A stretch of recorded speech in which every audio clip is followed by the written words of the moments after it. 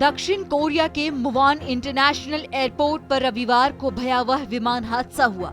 हादसे के बाद दक्षिण कोरिया में गम का माहौल है। दक्षिण कोरिया के हवाई इतिहास में उसे 27 साल बाद ऐसा दर्द मिला है जिसने पूरे मुल्क को रुला दिया है। रविवार को दक्षिण कोरिया के मुवान एयरपोर्ट पर हुए प्लेन क्रैश में 169 जिंदगियां स्वाहा हो गई। हादसे की भयानकता का अंदाजा इससे लगाया जा सकता है कि घटना के बाद प्लेन का आगे का हिस्सा ही गायब हो गया और जो बाकी बचा पीछे का हिस्सा सिर्फ राख बनकर रह गया। एयरपोर्ट पर जगह जगह उस हवाई आपदा के निशान मलबे के रूप में देखे जा सकते हैं। दक्षिण कोरिया के विमान इतिहास में 1997 के बाद ये दूसरा सबसे बड़ा हादसा है। पिछली बार दक्षिण कोरिया में हवाई दुर्घटना 1997 में हुई थी, जब गुआम में कोरियन एयरलाइन का प्लेन दुर्घटनाग्रस्त हुआ और उसमें सवार 228 लोग मारे गए थे। इस बार विमान में सवार 181 लोगों में अधिकांश लोग मारे गए हैं। 177 लोगों की मौत की पुष्टि हो चुकी है, जिसमें 84 महिलाएं और 82 पुरुष शामिल हैं।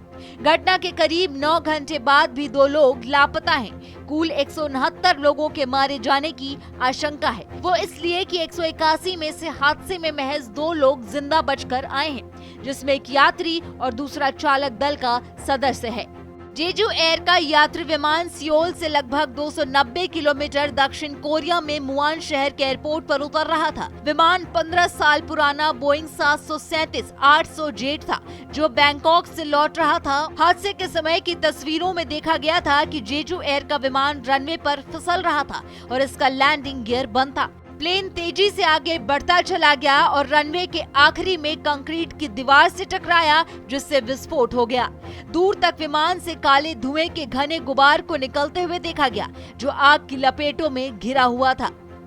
दक्षिण कोरिया परिवहन मंत्रालय के अधिकारियों ने बताया कि संचार रिकॉर्ड के उनके शुरुआती आकलन से पता चलता है कि एयरपोर्ट के कंट्रोल टावर ने विमान के उतरने से कुछ समय पहले पक्षी के टकराने की चेतावनी जारी की और इसके पायलट को एक अलग क्षेत्र में उतरने की अनुमति दी गई। अधिकारियों ने कहा कि विमान के रनवे से आगे निकलने और दीवार से टकराने से पहले बफर जोन में फिसलने से कुछ समय पहले पायलट ने संकट का सिग्नल भेजा था। एपी के मुताबिक परिवहन मंत्रालय के वरिष्ठ अधिकारी जू जोंग वान ने कहा कि कर्मचारियों ने विमान के ब्लैक बॉक्स से उड़ान डेटा और कॉकपिट वॉइस रिकॉर्डर को हासिल कर लिया है, जिसकी जांच की जाएगी।